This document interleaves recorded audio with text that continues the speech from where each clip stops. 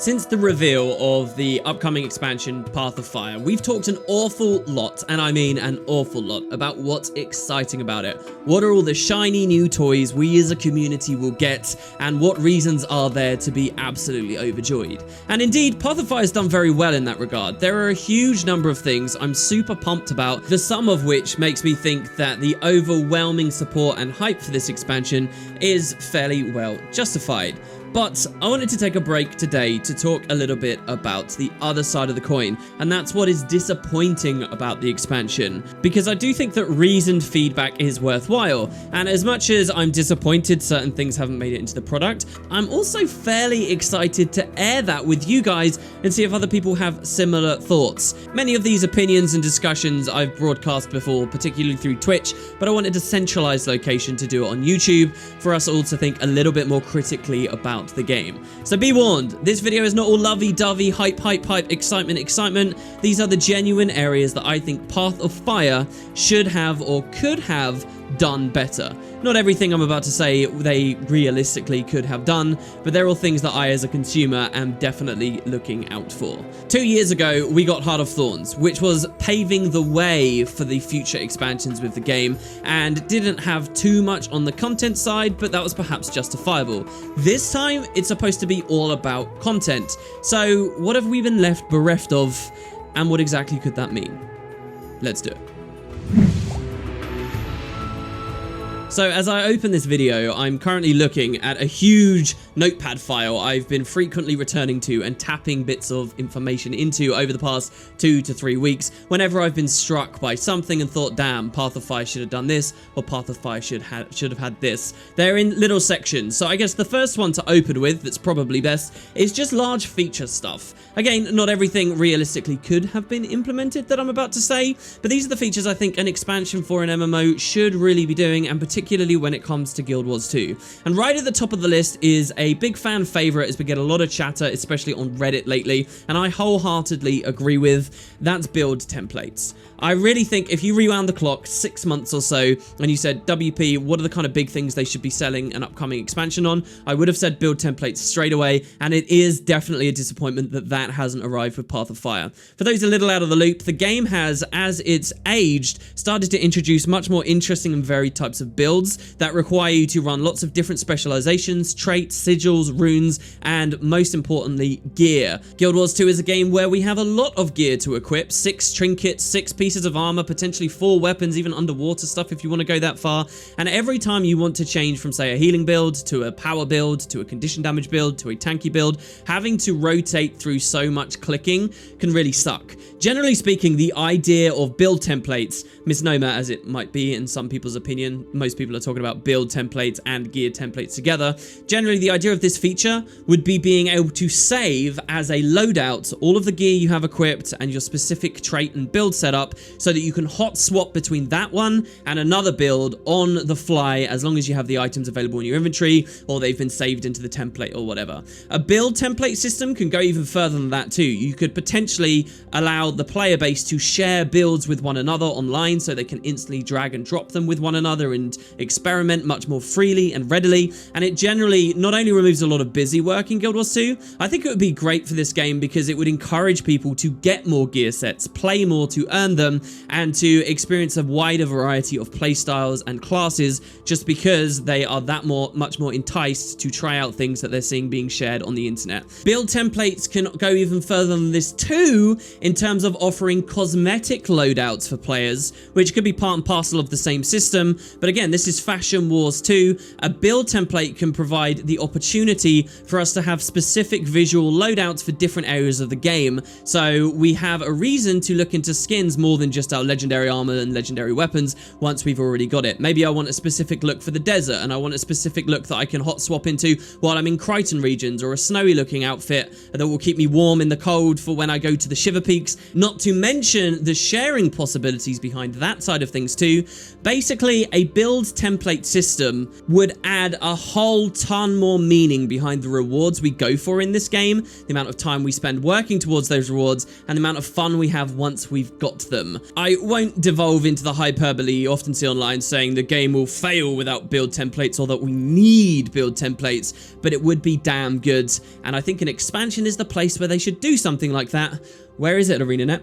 Continuing with other features I would like to have seen, most of them much less important than build templates. Obviously, I've got written down about adventures. So Heart of Thorns did add adventures. I'm overjoyed to see that Path of Fire has taken the time to continue those. We've seen an adventure in the current demo map. Hopefully there'll be more than one per map. I really do enjoy them, and I'm glad that the infrastructure that was built during the Heart of Thorns days is continuing to be used throughout the POF days. But one aspect of adventures I was hoping for back with Heart of Thorns didn't happen. I was hoping for Season 3, didn't happen, and now with Path of Fire 2, is I want to see adventures be filtered through Corteria. And maybe this isn't fair for me to ask Path of Fire an expansion of this, but look at things like Archery Shootout and some of the earlier activities the devs had promised back in 2012 but never made it into the release of the game and have just been dead functions of Corteria maps. Adventures would be perfect for those. I recall so clearly when they initially in the Heart of Thorns days announced to us what adventures were and how they would work, that this idea that the Archery Shootout, for example, could finally be a thing was totally on everyone's minds, and yet it hasn't happened. I was hoping it was just because during the Heart of Thorns development days the devs had very little time that this hadn't happened, but with Path of Fire, still nothing, and I think that's a shame. While we're at it, there are some other unimplemented 2012 wishes of mine that we still haven't seen, and again, I think expansion should be doing, such as Polymock, or a card game like Triple Triad or whatever that we can play amongst ourselves. The devs experimented with this a little bit in Living World Season 1 when they implemented Belcher's Bluff, but because that wasn't a roaring success for, obviously, its own specific reasons, they've never looked back at this kind of thing. I think the more opportunities players have to socially interact and mess about with one another, even in vaguely competitive ways, such as playing little virtual card games or Belcher's Bluff and Polymock. I think the more things like that, the better for an MMO, because there's a higher chance you'll make friends, settle into communities, and stick about for longer. Neither Heart of Thorns did it, neither did Path of Fire. Pretty lame.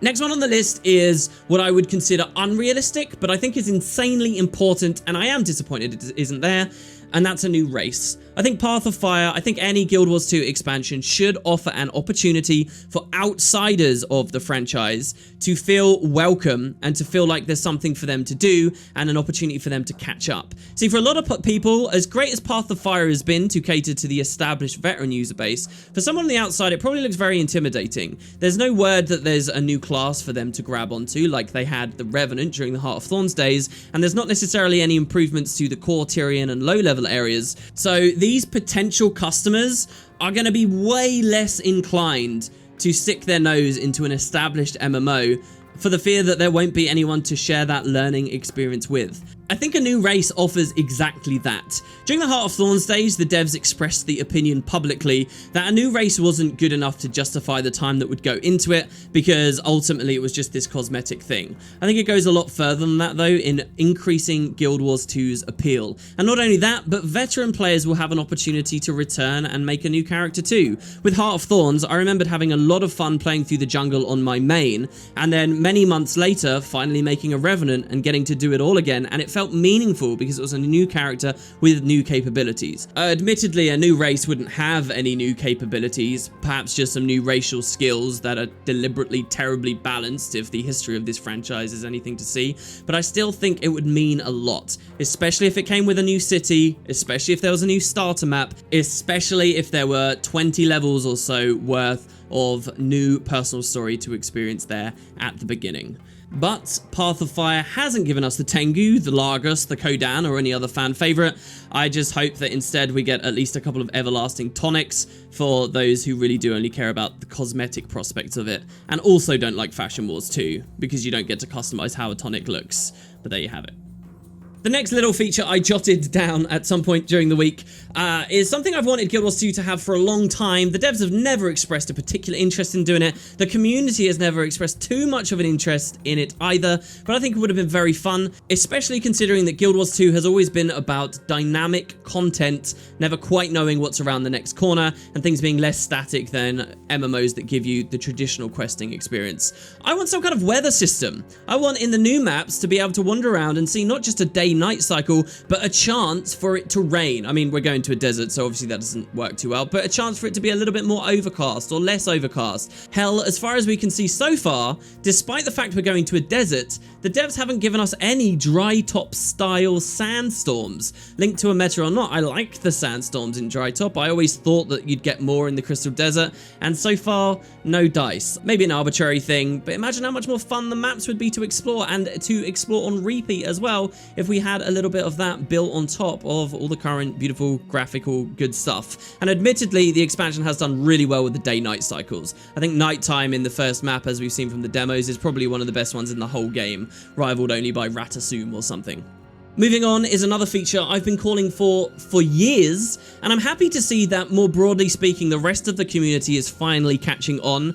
As a bit of a lore nerd, this one's important to me, as finding opportunities for the devs to implement more lore and world building and setting and exposition is all super valuable for me, and that's lore books. I want a feature where we get to read proper lore books, and when I say lore books, I mean a way to get text out of the game that is not just printed in a reused NPC dialogue box. So a lot of people have been talking about lore books because in Season 3, the devs have been giving us little bits of information found on the ground in like notes and stuff. But these are all bound to specific items in our inventory and are a bit clunky to keep a hold of, and they're filling up our space. Most people are talking about lore books these days in quite a limited capacity. They're not imagining how great it could be, and they just want something they can press F on in their home instance, like a library or a bookshelf, so that they can read it all in one central location. I want a lot more than that. I want more like Guild Wars 1 style books. I want books like the books you see in Elder Scrolls and other games, where there are proper virtual pages to turn, and you're not just looking at the Guild Wars 2 font printed in a little box. You can see through art the handwriting of whoever wrote the message or scribed the book or whatever. I believe in one of the raids we pick up an item that says, oh, here's a note, it says blah blah blah,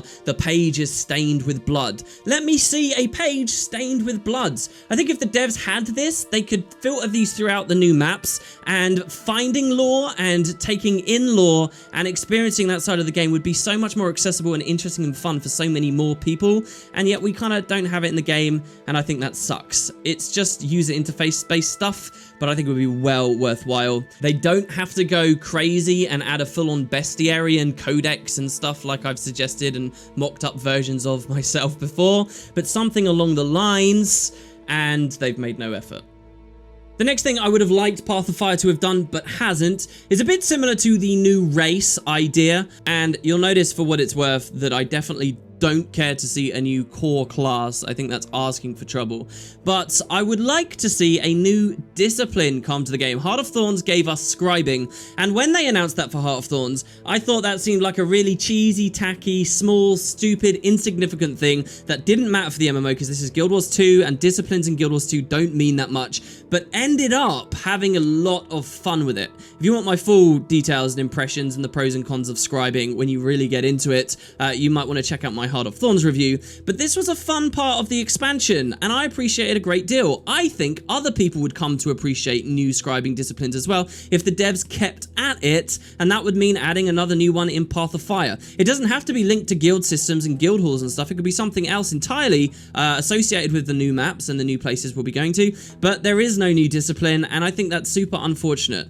Beyond that, even if you don't buy the idea of a new discipline entirely, I wish we would at least have got further progression on some of the existing disciplines. I have no doubt we'll get new recipes and stuff, but what about scribing 500 or cooking 500 and exploring what food balance means in Guild Wars 2 and what a cooking 500 class might be able to do? What about dueling 500? I think dueling 500 is the worst offender for me, the one I would have liked to see most. I think it's realistic to have actually implemented. It's not as much work as a full new discipline, but also the way that Ascended trinkets and things work now really could use some standardization and could use a proper looking at. Then there's the fact we're going to Ilona and Vabi, and what do I think when I think Vabi in particular? I think opulence and wealth and rubies and sapphires and gemstones, and that's all the preserve of 500 dueling. I would love to have been able to go to Vabi and learn how to do more of that stuff, and it seems like a big missed opportunity to have had none of that.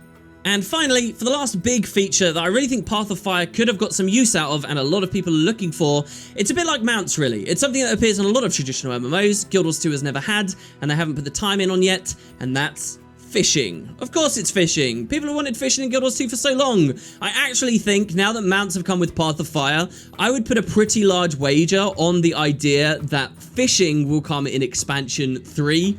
But I guess we're a long way off seeing if that prediction will come true. Somebody timestamp this and remind me in a couple of years. But fishing would have been nice here in Path of Fire. Maybe not needed, but I know a lot of us are looking out for it. There is a big question of how do they implement it? Is that going to function alongside a discipline? Do they have to add a fishmonger discipline? Do they improve cooking to add lots of fish-based foods, which are mysteriously missing from the cooking discipline right now? Clearly, so that they can keep space for this. Does the fishing itself have its own new system? Does it slip into the mastery system, even if the mastery system itself is pretty broken? These are all big questions I guess the devs have to answer and they just didn't find time for. So Guild Wars 2 will be a game that finally has mounts, and it's a game that has jumping finally from the 2012 main improvement. Fishing is kind of the last one to knock out, right? Maybe it'll be in another 2 years.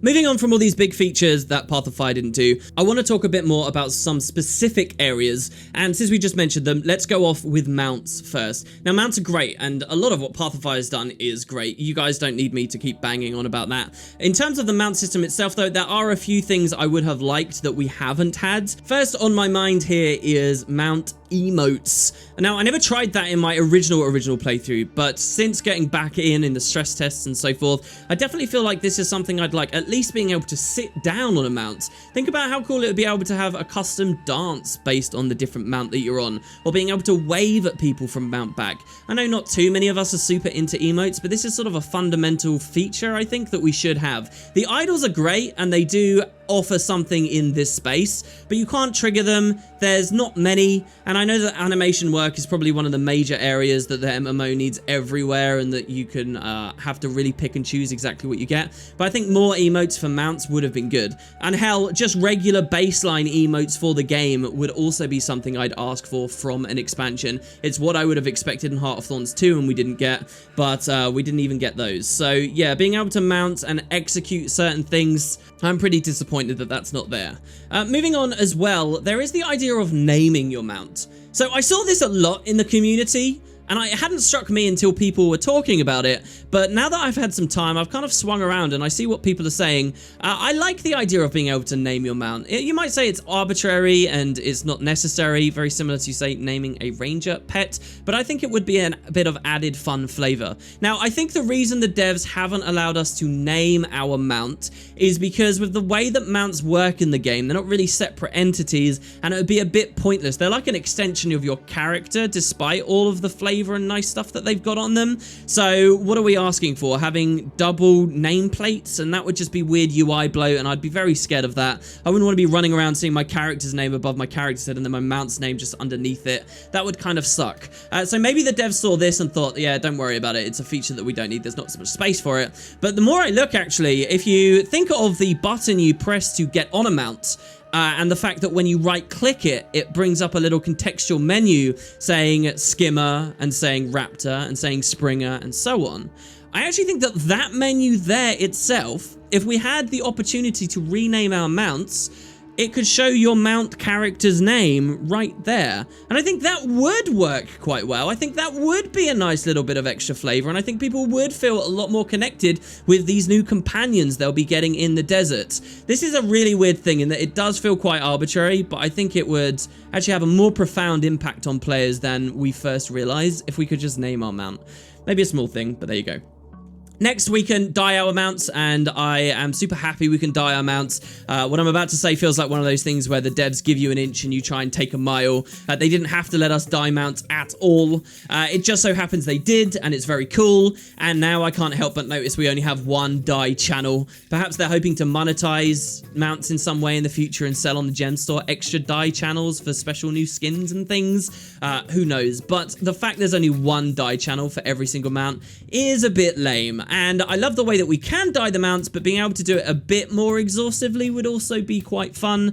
They were very limited with it though, and they were very careful about what you can and can't do when customizing its appearance. And I guess that's because they don't want people riding around on obnoxious pink neon auraed out mounts in the future that completely destroy the visual integrity of the game. And I can respect that to an extent, but just one dye channel? Come on, give me another one. Let me dye its eyes a separate color to the dye I'm going to give the rest of its body. Something like that, you know?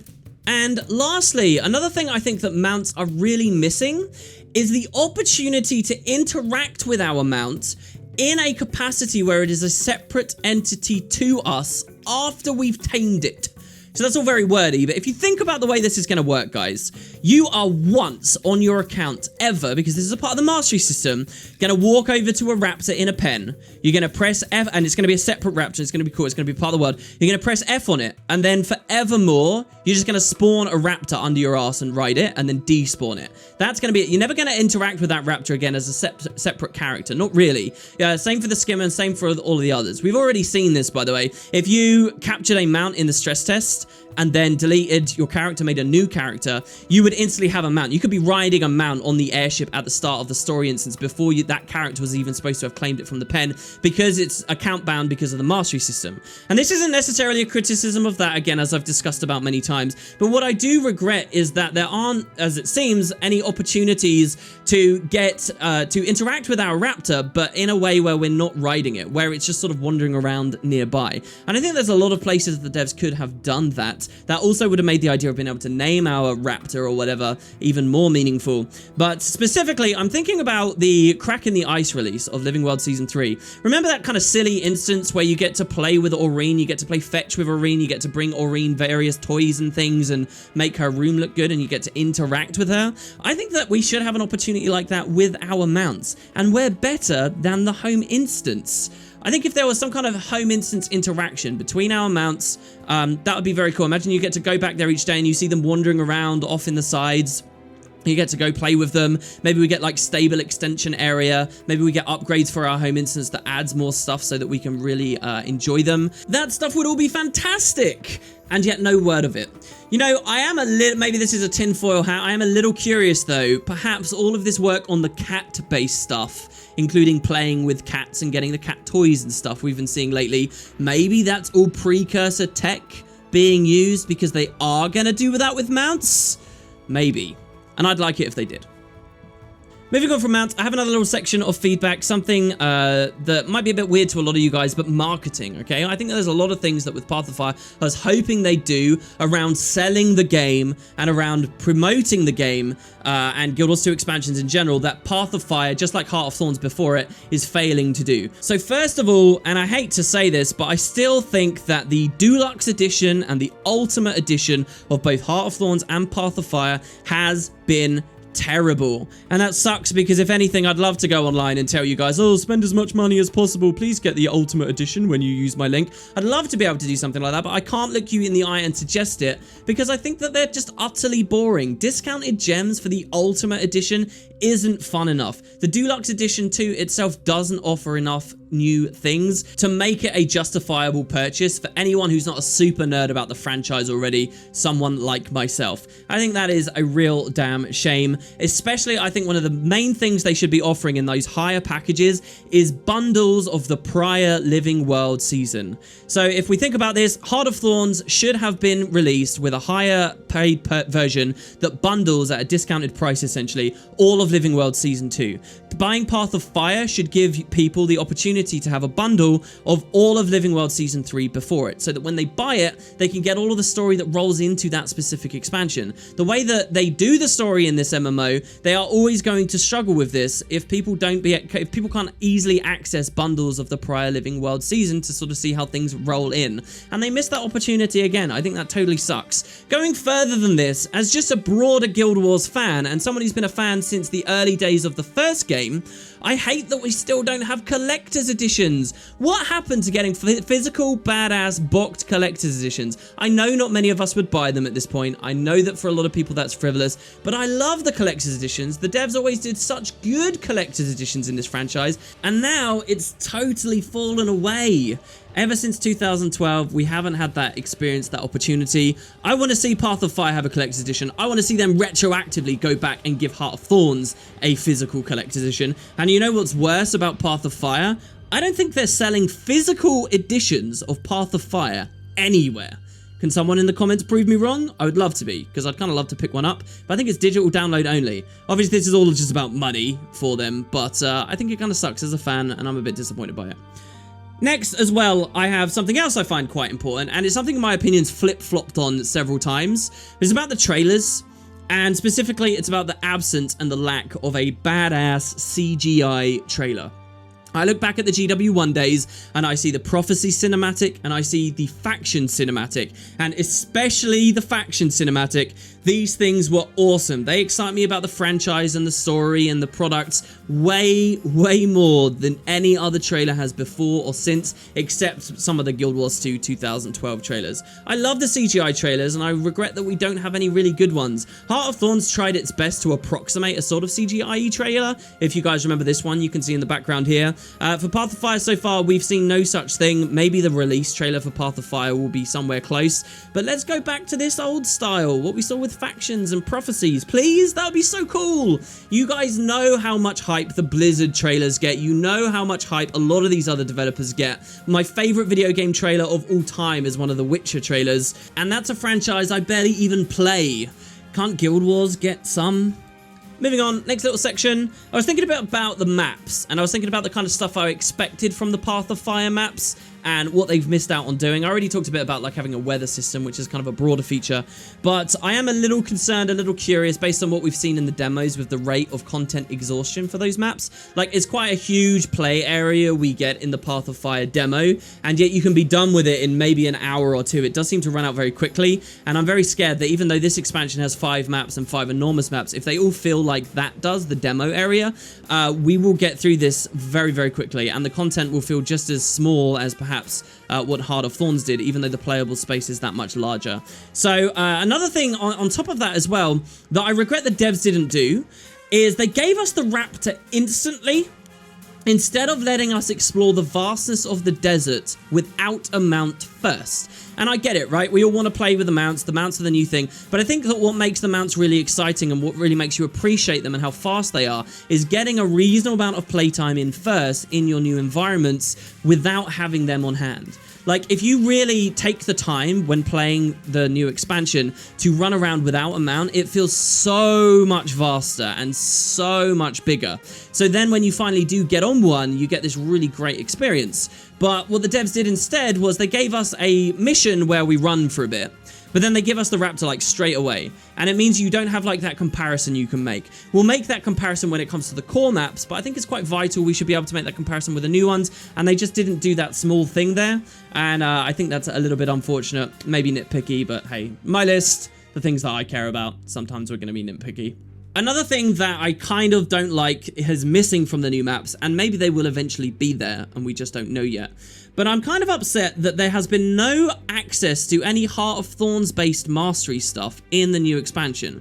So remember, the business model the devs have gone with is that you buy a certain expansion and you get access to that expansion's masteries and that expansion's stuff. So if someone only has Path of Fire, then they only should be experiencing stuff relevant to them for the Path of Fire masteries and the Path of Fire maps. And I think because the devs tunneled into this vision of their business strategy too deeply, they've missed out on a great opportunity. And that is incorporating Heart of Thorns mastery-based stuff into Path of Fire places. Remember what the mastery system is supposed to be here.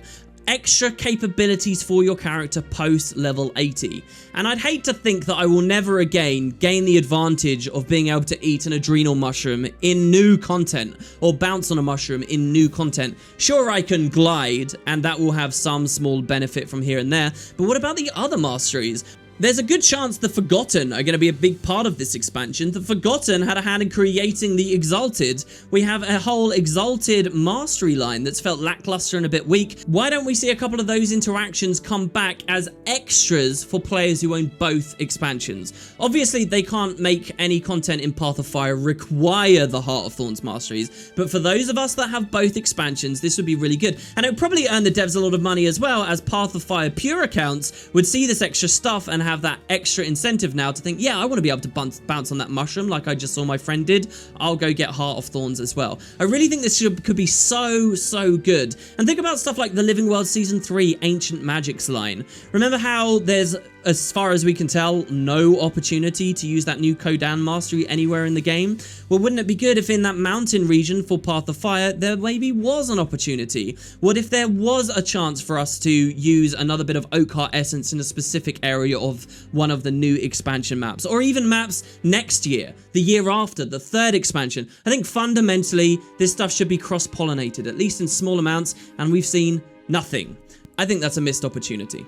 Lastly, for the maps as well, and this is a much smaller one, but I think would be cool, there's no replacement for Unbound Magic in the new maps. And so what do I mean by that? I don't mean as the currency. I don't mean I want more sync. I think Unbound Magic is obviously a Living World Season 3 thing, and that's fine.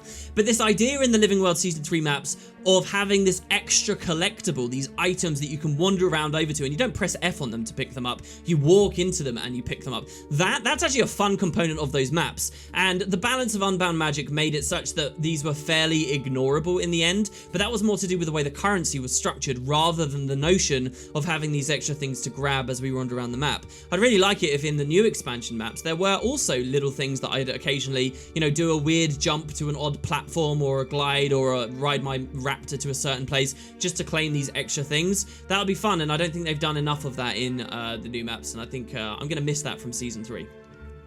Moving on, a bit of feedback on enemies and balance so far from what we've seen in the demos.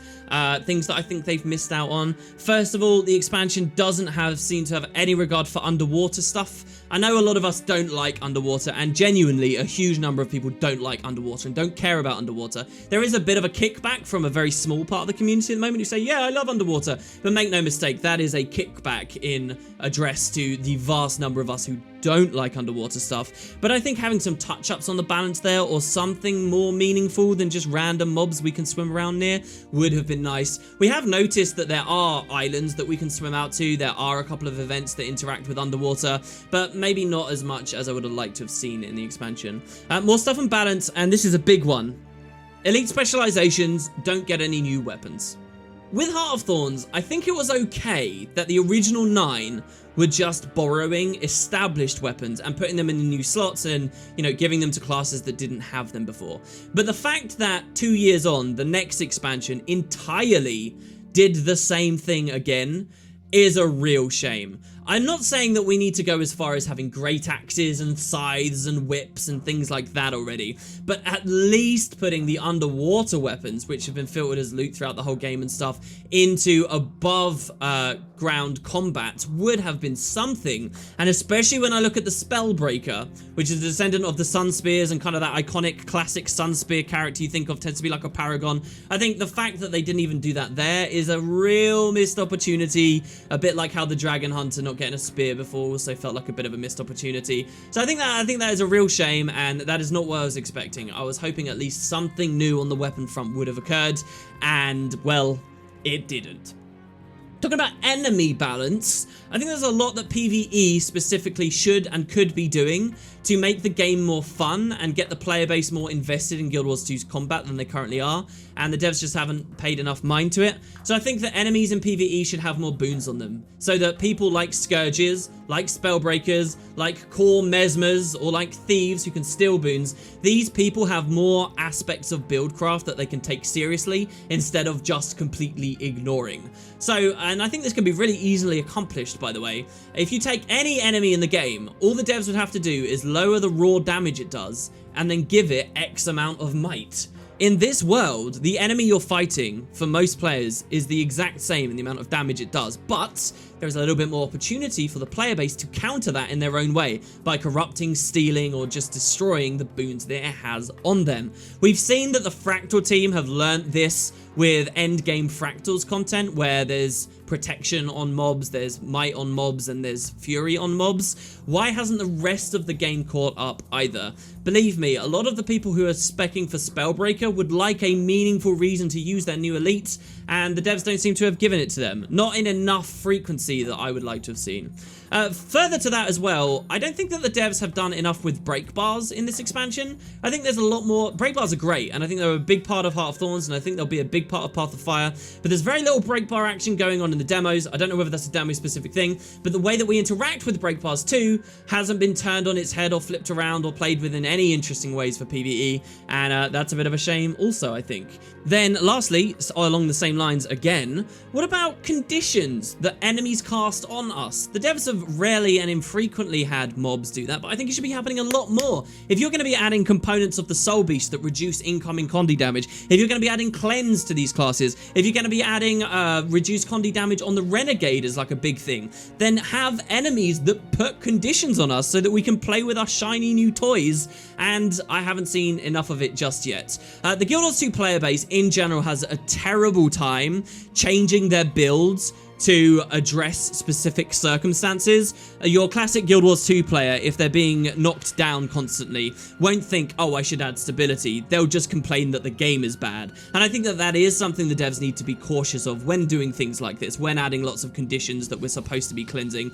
But nonetheless, I think it should be a part of the game, and proper tutorialization added to early game content to counter for that. And eventually Guild Wars 2 should do these things, otherwise we're getting a much more watered down experience than we otherwise could be. This game gets so much more fun the more you understand of combat. You could be doing a lot more to show people that side of things, and it doesn't. Then, you know what, I've got a big list of various types of enemies I wish that the desert had, but doesn't, but I guess I'll skip over those. The main one on it, I think, is I wanted to see an equivalent of Pocket Raptors in this next expansion. You might hate Pocket Raptors, but they're kind of that one of those things you love to hate. They're a great style of enemy. What I wanted were scarab beetles in the desert that swarm around your feet and chew your legs off, a bit like how Pocket Raptors work. And while we do get beetles and scarab beetles in the expansion, they don't quite function how I was hoping for, and that's a bit of a shame. And so last of all, I've got a bit of a miscellaneous section, which is a bunch of other different things that I do think are very important and wanted to mention here. So first of all, fractals. Now, we all know, any established Guild Wars 2 player knows at the moment that World vs. World updates, PvP updates, Fractal and Raid updates, these will all be a part of Path of Fire, and they will all be coming. However, they get dropped in on live, and they're not expressly, you know, bullet-pointed features of the X-Pack itself. They're just going to be continually rolling it out.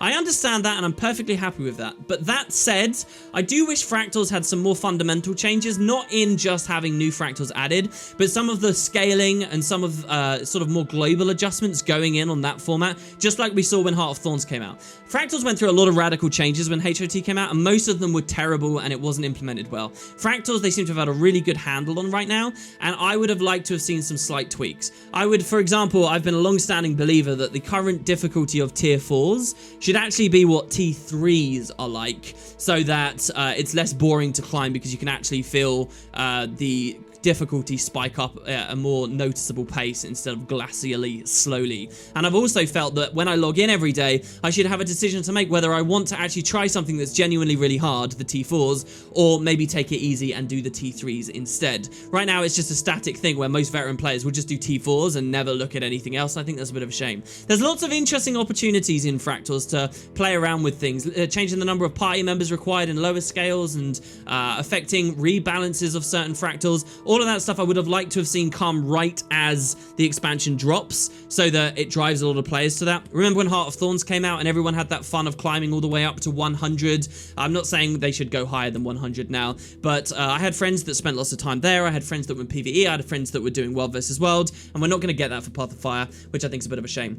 Tangential to this as well are dungeons. Now, when it comes to me and dungeons, I don't have as strong opinions as a lot of the rest of the community. I think it's a real shame that they stopped development of them, and I understand, by the way, that they didn't stop development of them with Heart of Thorns, which is when most people kicked up a fuss. They stopped development of them properly, like in 2013, maybe early 2014 at best. That content stream has been dead for a long time. However, I am also a believer that just because something is in the game, it doesn't mean it necessarily needs perpetual updating, and I am a big believer that Fractals can do almost everything dungeons can, but better. So I'm not the biggest advocate of them going back to dungeons. I never would have expected them to add more dungeons in this expansion. I never would have expected them to do anything totally crazy with them, but I have been playing them a bit recently. I do see how many new players experience them. I do see how much damage it does to the game's reputation when these new people experience dungeons and see how bad they are and make snap decisions and judgments on the rest of the game. And I think that the release of an expansion should be a time where the devs take a broad look, and even if dungeons aren't a main endgame content stream, at least tune them up a bit and bring them to 2017 instead of 2013, which is where they currently are. I think that the current balance and difference between story modes and explorable modes is all wrong. I think that the way people are encouraged to believe they should play dungeons before level 80, despite how crazy different they feel, is wrong. And I think that a lot of the bosses and things could just be plain more interesting with very little effort, and the devs haven't even glanced over in that direction. And I think that is a failing of Path of Fire, even if they don't need to go so crazy on it, in my opinion, and Fractals generally are enough. Next, I have something on the list that maybe I shouldn't have on the list, because maybe the devs will surprise us and it will happen anyway. But I'm a bit disappointed Path of Fire hasn't given us any big user interface changes. Yes, we got the new character select screen. Yes, we've got some slight differences with health bars as you chunk them down, like more like in fighting games, and that stuff's fun. But I would want a bit more of a difference. Now, when Heart of Thorns came out, and we got to play the early Heart of Thorns demos and stuff, we didn't see any UI changes, but on actual release day there was a big one. I hope that happens with Path of Fire as well. This might be an arbitrary seeming thing, but I think having a fresh coat of paint over the whole UI, change it a different color, a bit darker, a bit lighter, whatever, adjust some of the art that's in the background of these panels, though that might seem a bit arbitrary, it helps to feel like the game is in a fresh new state. And I remember provoking a lot of excitement for me when HOT properly came out 2 years back. So here's hoping Path of Fire does it. I'll be disappointed if it doesn't. I'm a little bit disappointed that Path of Fire never added any new attributes to the game. Heart of Thorns added expertise and concentration, both of which have had a lot of use and have been properly filtered throughout gear and stuff. I think there are a lot of opportunities for Path of Fire to add more. Condition damage reduction, condition duration reduction on us. An attribute that would scale with barrier instead of sort of sticking it on to healing power and vitality instead. And a couple of other things would have been nice to see the devs play with, would have opened up more opportunities for exciting stat combos and the like in the future. They didn't do it. Next on the list, I have voice acting. So this was something that disappointed me a bit with the expansion, and that's the feeling of having these characters clearly sounding mostly the same as the characters we've met before. Bram, for example, is confirmed through an interview to not be in the Path of Fire story, and that's all well and good, except that I'm wandering around listening to Norns speak to me that sound just like Bram, and I think that does sort of undermine the fact he's not supposed to be there a little bit. It's a bit of a shame. When I next see Bram, like way after Path of Fire's over, I'd like it to feel like a big special moment, and I get that recognition of his voice that I haven't heard for so long, and that kind of goes away when most Norn around the desert sounded the same. Similar story with when we hear Timey's voice actress voicing Rana Masura and so on. That's just been a bit of a general disappointment with both Living World and the expansion, but there it is.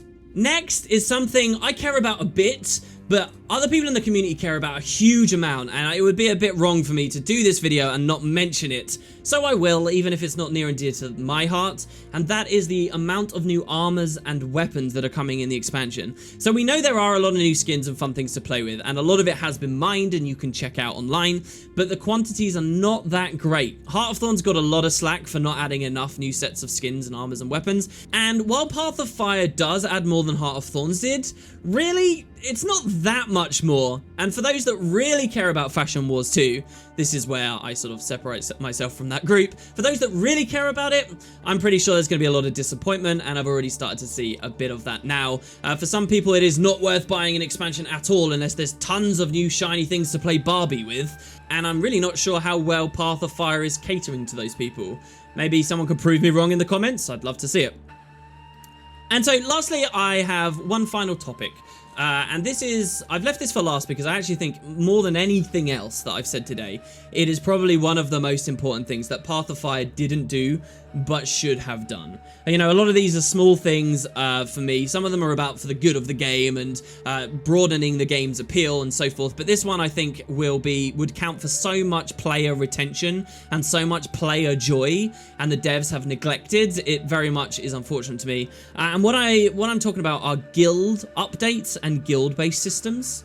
So I think that community in an MMO is incredibly important. I think it's super essential that if someone joins an MMO, they have a reason to talk to someone else, to form some companionship, to make a friend, to get in a guild with them, and feel that reason to log in each day, start participating in group-based content, whether that be PvP, world versus world, fractals, or raids, any of these things, and then start forming those more meaningful connections and communities. That's what keeps people in MMOs more than anything else. Guild Wars 2, I think, has always struggled in this department because it is such a convenient, nice, happy game that respects your playtime so much that it removes a lot of reason for players to talk to one another. In other MMOs, you fight one another because you're competing for loot, or you're stealing gathering nodes, or you're collaborating for so many more reasons. In Guild Wars 2, a lot of that gets stripped away just because they're so player friendly. Therefore, it's really important the guild systems pick up that slack